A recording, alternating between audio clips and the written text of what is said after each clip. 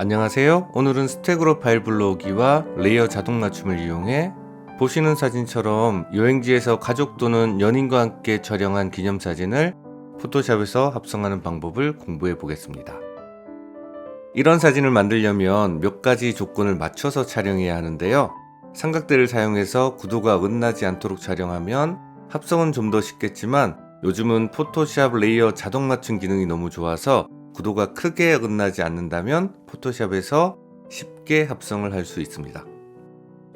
촬영을 할 때 노출과 초점을 고정시켜 주는 것은 매우 중요한 포인트인데요. 조리개 수치도 변동이 없게 촬영해야지 피사계 심도 등의 문제로 어색하게 합성되는 것을 피할 수 있습니다. 오늘 실습도 사실은 레이어 마스크를 공부하기 위함인데요. 이 시간을 통해서 레이어와 레이어 마스크의 구조를 다시 한번 공부하는 시간이 되었으면 좋겠습니다. 먼저 포토샵 작업을 시작해 볼 텐데요. 파일에 들어가서 스크립트, 스택으로 파일 불러오기에 들어가서요. 찾아보기를 누른 후에 오늘 합성할 사진을 선택해 줍니다. 그리고 열기를 누르고요.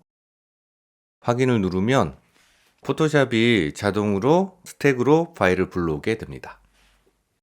레이어 판넬의 눈을 이용해서 구도를 한번 확인해 볼 텐데요.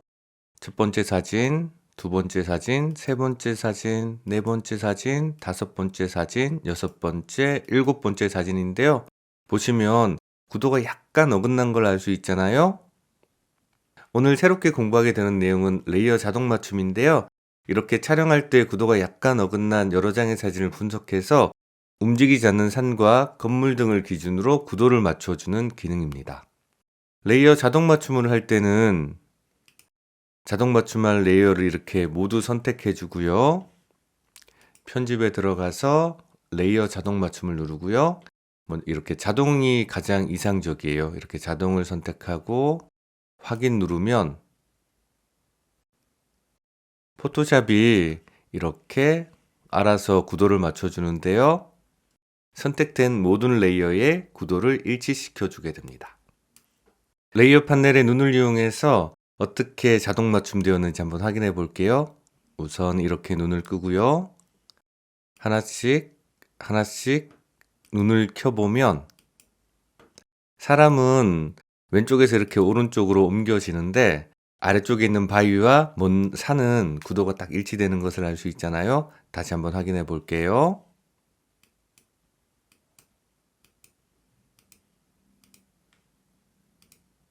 눈을 껐다 켰다 하면서 눈치를 채셨겠지만 촬영을 하는 과정에서 벗어난 부분이 있어요.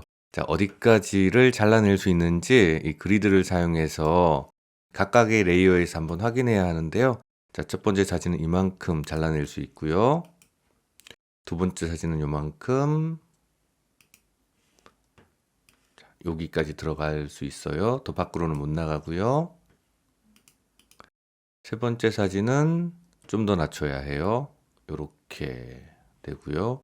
그리고 약간 더 들어가야 하네요. 왼쪽도. 자, 그리고 네 번째 사진.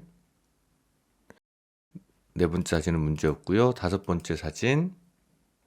다섯 번째 사진에서 위로 약간 더 올라가야 해요. 그 다음에 여섯 번째 사진. 여섯 번째 사진에서는 위로 더 약간 올라가야 하고요. 그 다음에 왼쪽도 약간 이동해야 합니다. 그리고 마지막으로 일곱 번째 사진인데요. 일곱 번째 사진에서 좀 어긋났네요. 이렇게 안으로 들어가면 되겠습니다. 이제 다시 눈을 전체 이렇게 켜고 크롭 툴로 잘라내기를 하는데요. 지금 여기에 16대9로 맞춰져 있잖아요. 지우기를 누르면 이제 자유롭게 잘라낼 수 있는데요. 맞춰진 그리드 선에 일치시켜서 이렇게 잘라내기를 하면 다시 한번 확인해 볼게요. 이렇게 확인해 보면 아까처럼 이제 흰색 여백이 없고 구도는 전혀 안 바뀌면서 사람만 왼쪽에서 오른쪽으로 이동하는 것을 알 수 있습니다. 작업을 시작하기 전에 그리드 선을 한번 없애 볼 텐데요. 컨트롤 H 하면 사라지게 되고요. 그리고 크게 보는 게 좋으니까 컨트롤 0 눌러서 화면을 확대하고요. 작업을 시작해 볼 텐데요. 첫 번째 레이어에 마스크를 씌우고요. 이렇게 마스크가 선택된 걸 반드시 확인해 주시고요. 이렇게 선택되면 작업이 안 돼요. 이렇게 선택한 후에 컨트롤 I를 누르면 흰색에서 검은색으로 반전되게 되어 있어요. 한번 전체 눈을 꺼서 확인해 볼 텐데, 첫 번째 레이어가 이 레이어 마스크에 의해서 완벽하게 가려진 거거든요. 다시 눈을 켜고 이 레이어 마스크를 선택한 후에 브러쉬로 작업을 하면 되는데요. 흰색을 사용해서 여기 칠해 주는데, 불투명도가 50%예요. 오늘은 일반적인 밝기 작업을 할 때는 5% 정도가 이상적인데요. 지금 레이어도 자동 맞춤되어 있고, 그리고 촬영할 때 노출도 어느 정도 맞춰서 찍었기 때문에 이렇게 50%로 대충 지워도 전혀 티나지 않게 자연스럽게 합성이 되고요. 그리고 이쪽에 보면 아까 그림자 있었잖아요. 그림자도 정교하게 한번 작업해 주겠습니다. 자, 이렇게 하면 첫 번째 사람이 끝났고요. 자, 두 번째도 레이어 마스크 하고요. 그 다음에 컨트롤 I로 반전, 그리고 흰색 브러쉬로 이렇게 칠해주면 다시 두 번째가 나타나고요. 자, 그리고 세 번째 레이어 선택, 레이어 마스크, 컨트롤 I, 그리고 흰색 브러쉬로 지워주면 세 번째 사람이 나타나고요. 자, 여기 보시면 작업할 때 너무 많이 지워서 가방 부분이 투명해졌잖아요. 이럴 땐 검은색 브러쉬로 이 부분을 다시 이렇게 살려주셔야 하고요. 자, 그리고 네 번째 레이어 선택, 레이어 마스크, 그리고 컨트롤 I 반전, 흰색 브러쉬를 이용해서 이렇게 칠해주고요. 레이어 선택, 레이어 마스크, 컨트롤 I. 자, 여기는 겹치는 부분이 있어서 조금 정교하게 작업해야 하고요. 오늘 이 작업을 하는 이유가 특히 이 부분인데요. 나중에 아주 정교하게 작업을 해주셔야 돼요. 우선은 나중에 확대해서 작업해야 되니까 지금 여기는 이렇게 대충 하고요. 레이어 선택, 레이어 마스크, 컨트롤 I 반전, 그리고 이 부분을 다시 지워서 살려내기 하겠습니다. 다시 확대해서 한번 확인해 봐야 하는데요. 보시면 여기가 약간 투명해져 있잖아요. 이 부분은 이 세 번째 레이어 때문에 그런데요. 다시 눈을 한번 전체 끄고 한번 확인해 볼 텐데, 이쪽이 옆으로 치고 나가면서 약간 투명해졌다 보시면 되거든요. 이럴 때는 요 레이어 마스크를 선택하고요.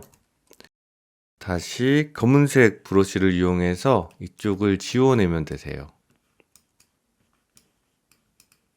다시 확대해서 정교하게 작업할 거니까 지금은 여기까지 하고요. 이쪽 부분은 크게 문제가 없고, 이 부분에 바둑판처럼 보이는 부분은 여기에 약간 투명하다는 이야기거든요. 여기는 다시 흰색 브러쉬를 이용해서 아주 선명하게 나타나게 작업을 해주고요.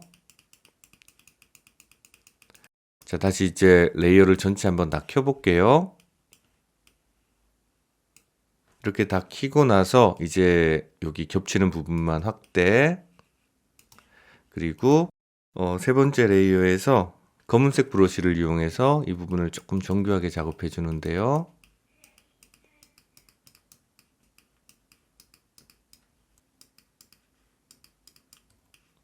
겹치는 부분을 아주 유심히 관찰한 후에 이렇게 작업해 주시면 되고요. 여기 팔 들어가는 부분은 약간 이렇게 더 들어가고요.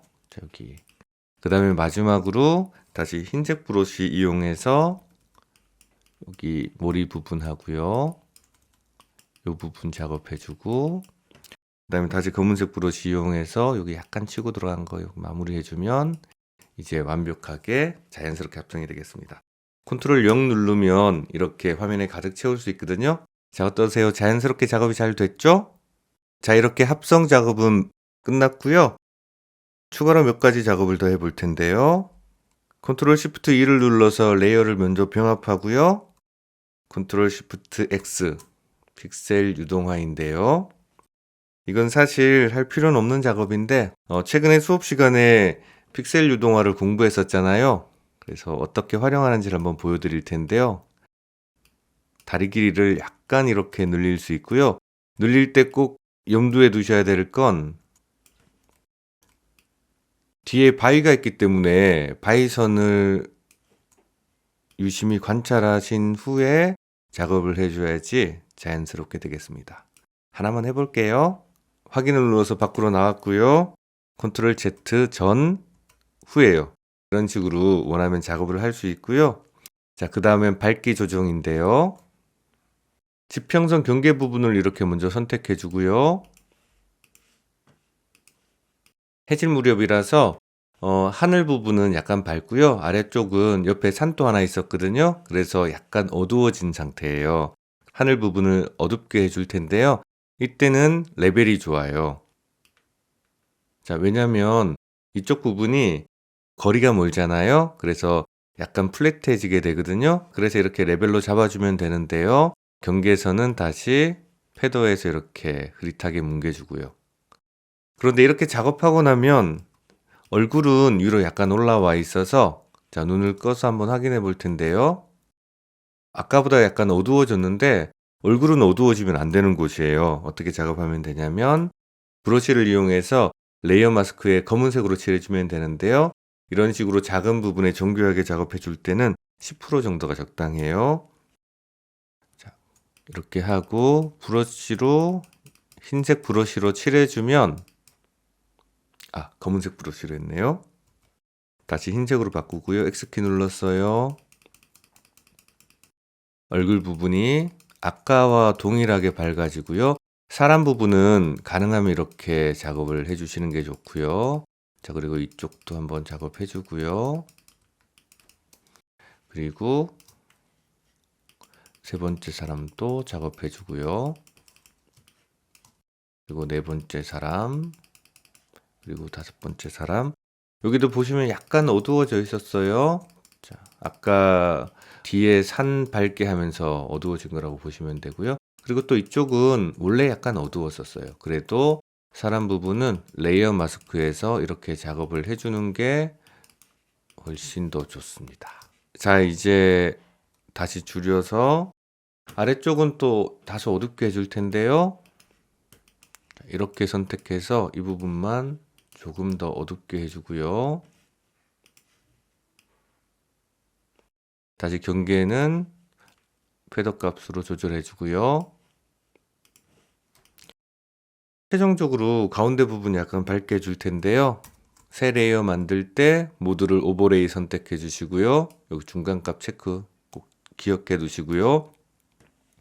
이렇게 하면 회색 레이어가 만들어지는데요.